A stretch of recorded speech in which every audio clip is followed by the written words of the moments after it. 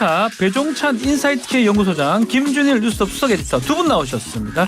안녕하십니까? 안녕하세요. 안녕하십니까? 자, 개각 지금 하고 있습니다. 총선용 개각 아니냐 이 얘기가 있는데 원희룡 장관은 뭐 인천 계양 얘기를 했지만 다른 분들은 뭐 강남이나 분당이나 대구, 부산 이런 데로 좀 달려가는 모양새거든요. 그 장관들 어떻게 보십니까? 그것부터 먼저 얘기 좀 나눠보시죠.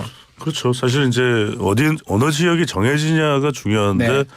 지금 심지어는 겹치는 경우도 있잖아요. 좀 분당 을인가요? 네, 물론 이제 보도 내용이긴 하지만 네. 뭐 앞으로 어떻게 될지는 모릅니다. 그러니까 박민식 보훈부 장관과 또 김은혜 이 홍보수석 사이에 이제 성남 분당 을이죠. 그러니까 여기는 이제 더불어민주당 김병욱 의원이 현역으로 있는데 이 지역이 이제 겹칠 정도로 뭐 어떻게 될지는 모르겠습니다. 네. 일각에서는 뭐 김은혜 홍보수석이 수원 쪽으로 교통정리 될 수도 있다. 그러니까 뭐 김은혜 홍보수석은 반발이 있다 이런 이야기까지 나오지만 저희 뭐 데이터로 분석을 하는 사람이니까 일단은 그래도 여건이 좀 더 경쟁력이 있는 지역에 출마를 서로 이제 하려고 하는 그런 이제 시도가 있다. 네. 또 의향이 있다 이렇게 볼 수 있는데 중요한 건 사실은 더 좀 힘든 곳으로 가서 전체적인 경쟁력 또 내년 총선을 수도권 선거라고 하기 때문에 그런 견인차 역할을 해줘야죠. 또 하나 여기서 사실 더 중요한 것은 두 번째 정부와 관련돼 있거든요. 정부. 그러니까 사실 이들에게도 중요한 것은 대통령 마케팅입니다. 그러니까 박민식 보훈부 장관도 그렇고 지역구에 가면 여건에 유리하든 야권에 유리하든 또 그렇지 않든 간에 중요한 건 대통령의 지지율이 올라가면 훨씬 더 탄력받을 수밖에 없는 예. 인물들이거든요. 그렇다면 어떻게 아직까지 이 현직이 그대로 있습니다. 아직까지는 후임 장관이 인사청문회 이후에 또 임명이 돼야 이제 임명장을 받아야 이제 교체가 되는 거니까 그렇다면 어떻게 하면 뭐 남은 시간이 얼마 되지 않더라도 대통령 지지율을 올릴 수 있는 방법이 더 중요하고 더 이들에게도 운명이다 이렇게 봐야 되겠죠. 지지율이 더 중요하다. 어디 가는 것보다 이렇게 말씀하셨습니다. 근데 김준일 대표님. 뭐 좀 보론으로 말씀을 드리면은 용산 대통령실에서 근무를 하다가 나온 사람들이 지금 뭐 국민의힘 총선 네. 예비 후보로 꽤 있어요 지금. 뭐 30명 이상 된다고 지금 합니다. 플래카드에서 예. 용산 근무 경력이 싹 사라졌습니다. 아, 뺐다는 거죠. 예. 그러니까 그게 도움이 안 된다는 거예요. 이건 냉정하게 얘기를 딱 하면은 예. 대통령 지지율이 45에서 50 하면은 이거 없애겠습니까? 예전에 하겠죠. 2020년에 총선 때 뭐 청와대에서 근무했던 문재인 정부 뭐 이들 선수들 네. 행정관 뭐 비서관 이런 분들 다 문재인 마케팅이었어요. 엄청 썼었죠. 예. 네. 그러니까 이거는 기본적으로 굉장히 어렵다라고 이제 보시면 될 것 같습니다. 그리고 전체적으로 몇 개 이제 말씀을 드리게 여론조사. 그러니까 네. 지금 정권 심판론하고 이제 정권 뭐 이제 지지론 아니면 뭐 유지론. 정권 견제론, 정권 안전론 어쨌든 요 수치를 좀 몇 개를 말씀드리면은 리서치뷰가 자체 조사를 했는데 11월 28일부터 30일 무선전화 100% 전화 이제 자동응답 조사로 한 건데요. 2024년 총선 프레임 공감도가 정부 여당을 심판해야 된다 50일, 정부 여당에 힘 실어줘야 된다 40. 그래서 11% 포인트 차가 더 이제 야당이 유리하게 나오고요. 예. 그리고 매트릭스가 연합뉴스 TV 의뢰로 12월 2일부터 3일 무선 이거는 전화 면접입니다. 네. 했는데 야당이 다수당이 돼야 된다 50. 여당이 다수당이 돼야 된다 37. 이거는 이제 13% 포인트 차이가 납니다. 네. 그리고 조원 CNI가 스트레이트 뉴스 의뢰로 지난 12월 2일에서 4일 ARS 휴대전화로 ARS 여론조사 100% 한 건데 이것도 국정수행 지원 위해서 여당의 힘을 실어줘야 된다 37.6 그리고 정권견제 위해서 야당의 힘을 실어줘야 된다 46.4 그리고 제3세력 15.9 이렇게 나왔어요. 네.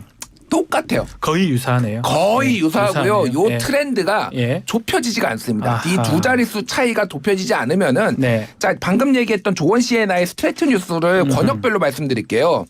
자 서울의 여당 지지론 39.1 그리고 야당 지지론 44 그러니까 민주당 지지론 44 경기 인천이 여당 지지론 35.8 야당 지지론 49.4 자 이러면은 이게 보통 일반적으로 개인기로 이거를 극복을 할 수 있는 게 대체적으로 한 5% 정도라고 보고요. 진짜 대선 후보급이다. 예. 완전 진짜 유명한 사람이다라고 하면은 거의 아마 7, 8까지 간다라고 합니다. 이거는 무슨 얘기냐면은 거의 전멸이라는 얘기예요. 이길 수 없다. 예, 국민의힘이 2020년 총선 어게인 아. 거의 그 수준이라는 겁니다. 그러니까 예. 배종찬 소장님이 정확하게 얘기했어요. 예. 대통령 지지율을 올리지 않으면은 뭐 배격이 무효예요. 굉장히 지금은. 무효하다. 예. 자, 그래서 그런지 막 좀 한동훈 장관이라든지 네. 원희룡 장관 이게 좀 선수급, 스타급들 그러니까요. 일단 나와달라 얘기는 합니다. 뭐 네. 이 대통령 지지율도 중요하지만 그래서 좀 전에 지금 이 윤상현 의원님. 예, 윤상현은 네. 좀 인천에 나와달라 한동훈 장관 그 얘기까지 했거든요. 인천이라도 뭐 다른 지역이 아니라 이재명 대표하고 계양을이죠. 맞짱을 예. 떠달라 이야기겠죠. 예. 한동훈 장관이. 그래서 바람을 좀 일으켜 달라. 인천 계양을인데 예. 그렇게 가기는 쉽지는 않을 거예요. 왜냐하면 내년 대선은 윤석열 대통령과 이재명 대표 사이의 끝장승부 성격이 강하기 네. 때문에 그렇게 선거 구도를 판을 만들어가지는 않을 거고 그러면 온통 진흙탕 뭐 뻘판이 될 거예요. 그렇죠. 그래서 대선 그건 2라운드 되겠네요. 그건 뭐 예. 유권자들이나 뭐 총선 이후에 대한민국의 미래를 위해서도 바람직하지 않은데 그래서 한동훈 장관의 총선 역할에 대해서 이미 네. 나와는 있습니다. 네. 여론으로요. 한국 여론평판연구소가 고성국 TV 의뢰로 대구 지역을 조사를 했어요. 왜냐하면 아하. 대구 지역 가서 대구 시민들을 존경한다고 이야기를 했던 또 한동훈 장관 예. 또 대구 민심을 그 어느 요즘은 또 부산 민심도 많이 신경 쓰고 있지만 네. 윤석열 대통령도 대구 민심 또 외면할 수 없거든요. 그렇죠. 자, 이 조사는 지난 12월 1일부터 3일까지 실시됐고요. 유무선 자동응답 조사 방식입니다. 유무선입니다. 자동응답 조사 방식인데 오늘 소개해드린 모든 조사는 중앙선거여론조사 심의위원회 홈페이지에서 확인 가능합니다. 자, 총선을 좀 진두지휘하면 좋겠다. 21%입니다. 네. 그러니까 대구 민심도 좀 총선을 한동훈 장관 같은 뭔가 파격적으로 지지층을 결집시키면서 분위기를 쇄신할 수 있는 사람이 하면 좋겠다. 이거는 김기현 대표한테 전달하는 아주 정말 따끔한 메시지가 될 수 있을 것 같아요. 그다음에 또 하나는 수도권 지역 험지 대구인데도 불구하고 예. 대구인데도 한동훈 장관은 그냥 팔이 안으로만 굽기만 한다면 대구 민심이 그렇게 생각하고 대구 와라, 대구 좋다 이럴 텐데 그게 대구 아니라 사투리 같지가 않습니다. 네. 네. 네. 수도권 지역 하지 말라고 그랬는데 네. 수도권 지역 험지에 출마하면 좋겠다가 29%로 예. 29%죠. 네. 가장 높았고 그다음에 비례대표 출마로 험지 선거를 도우면 좋겠다는 17%. 아하. 대구 지역에 출마하면 좋겠다는 8%예요. 그러니까 대구보단 다른 데 가서 그렇죠. 더 활동해달라. 그러니까 이제 정리를 해보면 이렇습니다. 아하. 한동훈 장관 수도권 험지에 지역구로 출마하되 네. 정말 뭔가 당 선거 전체를 이끌 만한 위치에서 역할을 해달라. 그런 역할을 분명해지는 해달라. 거죠. 네. 그런 분위기인데 일단은 원희룡 장관도 이제 주목을 받고 있는데 자 개각 발표된 날에 보니까 이 정광훈 목사 참석한 집회에 가서 논란이 되고 있어요. 자 이게 본인은 뭐 아니라 어떻게 우연찮게 이렇게 만난 거다 이렇게 얘기하는데 뭐 거짓말 논란도 있고 어떻게 보셨습니까? 아니 뭐라고 해야 되나 뭐 썸네일이 막 이만한 게 그러니까요. 정광훈하고 원희룡하고 하필이면. 얼굴이 네. 있는데 그러니까 저는 그러니까 원희룡 장관의 어떤 정무적 판단이 많이 녹슬었구나 이 생각이 들어요. 그러니까 예. 지금 원희룡 지금 일거수일투족을 사람들이 관심을 가지고 있을 테고 그쵸. 지금 가장 큰 키워드가 어쨌든 지금 당을 위해서 얼마나 희생을 하느냐 뭐 본인이 개항을 나가겠다 이런 거잖아요. 네. 이게 다 정광훈 여기 가면서 다 사라져 버렸어요. 예. 그러니까 김재원 최고위원이 어쨌든 징계를 받은 게 물론 5.18 폄훼 뭐 이제 이런 거 이게 뭐 약속 뭐 안 지켜 공약 안 지켜도 된다 이런 네. 얘기도 했지만 기본적으로 정광훈하고 계속 만나면서 이게 지금 그 이렇게 된 부분이었죠. 거잖아요. 네. 그럼 왜 이러지? 왜 그러니까 이 정광훈은 못 끝나? 이게 물론 굉장히 지지세가 있기는 하지만은 이게 굉장히 조금 위험한 방식으로 지금 원희룡 장관이 지금 뭐 정치 활동을 하신다고 생각을 합니다. 그래서 옛날에 좀 상식적인 원희룡으로 돌아왔으면 좋겠다. 개인적으로 좀 응원하는 마음에서 좀 잘하셨으면 좋겠어요. 예. 조금 전에 네. 여기서 보론을 드리면은 네. 데이터상으로 분석을 해본다면 원희룡 장관이 행보가 이렇게 되는 이유는 뭘까? 그냥 판단한 것 같아요. 왜냐하면 총선 이후에는 이제는 대선 국면으로 일정 시간이 또 지나야 되겠죠. 바로 네. 대선 국면은 아니겠지만 지금 상당히 뒤처져 있어요. 그러니까 원희룡 장관의 판단은 보수 끝판왕이 되자. 차라리. 보수 지지층에서는 그래도 원희룡을 선택하게끔 만들자. 그런 데 있어서 동력을 좀 탄력을 받을 수 있는 데가 이제 보수 기독교거든요. 그 중에서도 지금 전면에 나서서 그 기독교계의 보수 결집을 하고 있는 인물이 정광훈 목사일 거예요. 그러니까 이 지역도 같은 지역도 서울이 아닐 거예요. 네. 그러니까 어디 지방에서 하고 있는 행사에 이제 원희룡 장관이 참석하면서 물론 뭐 외연학대나 본인의 중도 기반이나 이런 부분들도 염려서를 치면 우선은 그냥 국민의힘 지지층에서는 제일 지지를 많이 받아보자. 네. 한동훈 장관이 지금 앞서 쭉쭉 앞서가고 있는데 그걸 쫓아가려면 좀 단단한 기반을 내가 만들자. 그런 차원에서 더 보수화의 길을 선택을 한 것 같아요. 아, 그렇게 네. 보인다. 네, 요거는 제가 짧게 조금 반박 내지는 그거를 적의 전략에 대해서 그렇게 선택한 거라는 거가 틀렸다라는 게 아니라 제 말은 그 전략 자체가 작동하지 않아요. 무슨 얘기냐면 역대 보수 진영에서 어떤 특정 정치인을 선택할 때는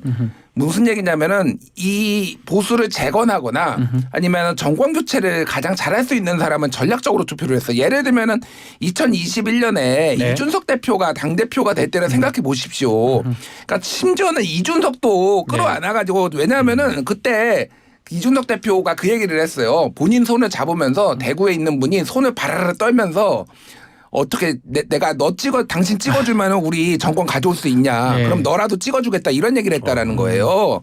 그러니까 지금 그러면은 원희룡이 지금 정광훈을 만나면은 그러면 뭐 다음 대선 이번 총선 저는 망할 가능성이 상당히 높다고 보는데 다음 총선과 대선 이길 수 있습니까? 원희룡 그러면 정광훈 손잡고 그러니까 지금 잘못된 길에 간다라는 거예요. 그러니까 본인의 브랜드 이미지를 이런 식으로 훼손하면 안 됩니다. 알겠습니다. 자, 현안으로 하면 지금 개각 지금 전국인데 특히 방통위원장이 눈에 띕니다. 김홍일 국민권익위원장 임명을 했는데요. 일단은 전문성 논란이 있긴 한데 대통령실에서는 소년 가장이다. 또 성장 스토리도 뭐 강조하고 있고요. 네. 어떻게 보고 계십니까? 첫 번째로는 우리가 이제 인사는 파전도죠. 네. 파전도.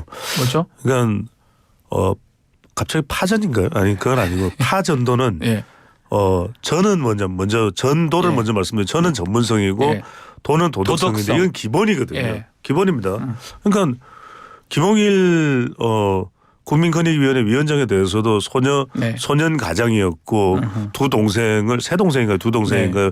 부양하기 위해서 부모님을 일찍 여의고 또 예산고등학교를 다녔는데 그 당시에 교장 선생님의 배려로 교장 선생님이 백종원 이 대표의 또 아버지예요. 그래서 백종원 대표 아버지가 그래 홍일이처럼 공부 잘하는 학생은 우리가 또 도와줘야지 이러면서 관사에서 이제 생활을 하면서 숙식을 해결했고 그때 관사에 있던 예산고 백종원 아버지 이 교장의 첫째 아들이 이제 백종원 대표예요. 그래서 이제 공부를 가르쳤었다. 뭐 이런 게 또 이제 보도가 되기도 했는데 뭐 그걸 뭐 미담으로 볼지 어떻게 볼지는 모르겠습니다만 중요한 것은 방송통신위원장으로서의 전문성인 거죠. 전문성 부분. 그러니까 사람이 너무 괜찮았다 좋았다. 또 뭐 윤석열 대통령이 식당에 가면 항상 이게 어려우니까 석박지 아시잖아요. 이렇게 주섬 잘라서 맛있습니다. 아니 뭐 먹는 이야기를 왜 이렇게 많이 하죠. 자 근데 하여튼 이런 이 석박지에 제대로 고춧가루도 못 뿌려서 소금 간을 이렇게 해서 그 석박지를 먹었다면서 이제 김홍일 전 중수부장이 그 이야기를 했었나 봐요. 그래서 이제 윤석열 대통령이 식당 갈 때마다 석박지를 보면은 김홍일 선배가 떠올라요. 뭐 이렇게 이야기를 했던 것 같아요. 자, 다 좋습니다. 근데 그게 중요한 게 아니라 그걸 중요시 말씀하시는 것 같아서 아침에 조금 출퇴근할 때 복잡할 때는 너무 어려운 말씀드리면 안 되니까 좀 재미있으시라고. 근데 중요한 거는 방송통신 정책을 어떻게 할 거냐. 지금 5인 합의제인데 이거 어떻게 복원할 거냐. 이게 생명이거든요. 그래서 저는 왜냐하면 뭔가 좀 파격적인 인사로 이걸 잘할 수 있는 사람. 물론 뭐 정부에서도 하고 싶은 게 있겠죠. 윤석열 대통령의 의중도 했을 때. 하지만 그것도 뭔가 틀을 맞춰가면서 해야 국민 반발이나 당장 또 야당 반발이 없을 텐데 문제는 뭐냐면 야당이 극렬하게 반대하고 있어요. 왜? 이명박 전 대통령 때 뭐 BBK 그것도 있고 왜 또 검사냐. 하도 많은 대한민국 인재 넘쳐나잖아요.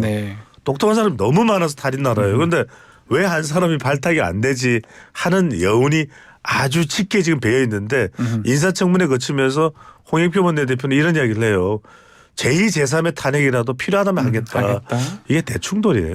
자, 어떻게 보십니까? 뭐 특수통 출신의 중수부장 출신의 검사 출신의 방통위원장입니다. 일단 제가 오늘 10대 일간지 중에 요걸로 김홍일로 사설을 4군데서 썼더라고요. 예. 신문 사설 제목만 좀 읽어드릴게요. 조선일보 사설.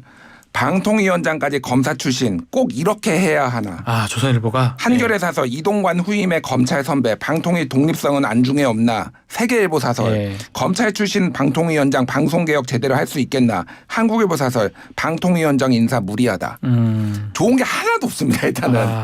이거를 사설로 안 쓰고 기사로 쓴데도 제가 좋은 거를 하나도 보지를 못했어요. 석박지가 뭐 있긴 하지만. 아니 그러니까요. 얼마나 그러니까 조선일보가 단독이라고 지금 어제 보도했는데 석박지가 웬 말입니까 지금. 석박지가 지금 방통위원장하고 뭐 얼마나 이게 홍보할 게 없으면 지금 석박지 가지고 홍보를 우리 하겠습니까. 동네 식당에도 석박지는 많이 있어요. 예, 저 석박지 좋아합니다. 설렁탕 먹을 때. 근데 중요한 건 이런 거예요.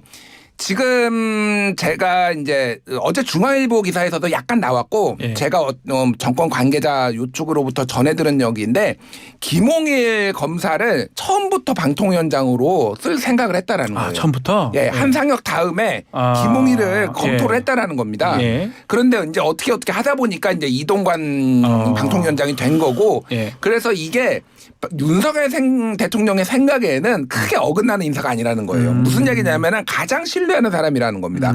그리고 가장 지금 제가 전해 들은 얘기는 여러 인사들한테 방통위원장 자리가 제안이 갔는데 다 거절했답니다. 다 거절했대요. 왜냐하면 탄핵의 가능성이 있으니까 네, 그런 거죠. 민주당이 그러니까 방송장 하기만 신용만 해봐 숨만 쉬어봐 우리 탄핵하니까 진짜 한 달도 안 돼서 탄핵될 수도 있어요. 지금 이런 분위기면은 그러니까 명예를 중요시하는 뭐 예를 들면 뭐 교수도 있을 테고 뭐 정치인도 있을 거 아닙니까? 예. 내가 가서 뭐 한 달 만에 탄핵당하면 이게 무슨 망신이냐 그래서 아무도 안 했다라는 거예요. 예. 김홍일 이분은 법무부 장관 하마평에 오르던 분이에요. 예. 쉽게 얘기를 하면은 이분 검사고 법무부 장관 할래 방통위원장 할래면 어느 거 하겠습니까? 법무부 장관. 무조건 법무부 장관이죠. 네. 본인의 고향과 관련된 곳인데 그런데 대통령이 오늘 중앙일보 단독 보도 보면은 전화해가지고 꼭 좀 해달라고 하니까 어쩔 수 없이 맡았다라는 거예요. 그래서 김홍일 이분은 개인적인 성품은 훌륭하다고 합니다. 그래서 오히려 무리하지 않을 수도 있다. 무리하지 왜냐하면은 않습니다. 대통령보다 선배니까 측근이긴 하지만은 무리하지 않고 오히려 약간 본인 탄핵 안 될 정도로 약간의 줄타기를 할 가능성도 있다라는 건데 중요한 거는 전문성이 1도 없다라는 거예요. 예. 1도 없습니까? 아니 그러니까 모르겠어요. 언론 수사나 뭐 방송 수사를 얼마나 해보셨는지 모르겠지만은 대통령도 뭐 자기가 교육 수사 해봐가지고 잘 전문성 있다고 말씀하시니. 근데 지난번에도 예. 한상혁 그 방통위원장도 법조인이잖아요. 그렇죠. 그런 그러니까 의미에서는 같은 거 아닌가요? 제가 요거는 설명을 드릴게요. 오늘 이제 동아일보 기사를 이제 제가 말씀드릴게요. 네. 15년 동안 7명의 방통위원장이 있었는데 언론인, 정치인, 관료, 교수, 법조인이 네. 있었습니다. 예를 들면은 최시종 전 위원장 같은 경우는 한국갤럽 회장이었어요. 그렇죠. 그리고 이동관은 동아일보 기자였고 기자고. 그리고 이호성 이제 성균관대 교수는 당연히 여기 방송위원회 부위원장도 했고요.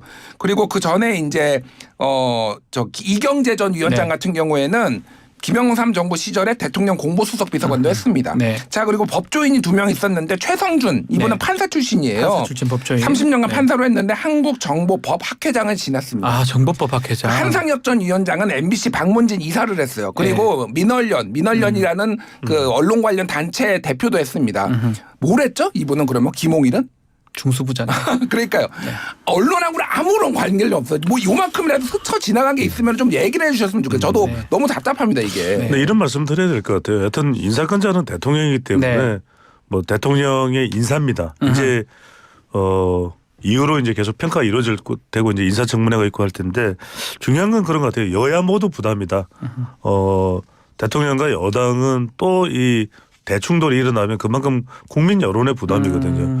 또 야당의 경우에도 김홍일 후보자가 어떤 태도를 취하느냐에 따라서 또 전면 또 탄핵 국면으로 가면 또 이제 또 탄핵이야 이렇게 돼서 이제 부담이거든요. 그래서 우선적으로 김홍일 후보자가 이 점을 분명하게 해야 될 것 같아요.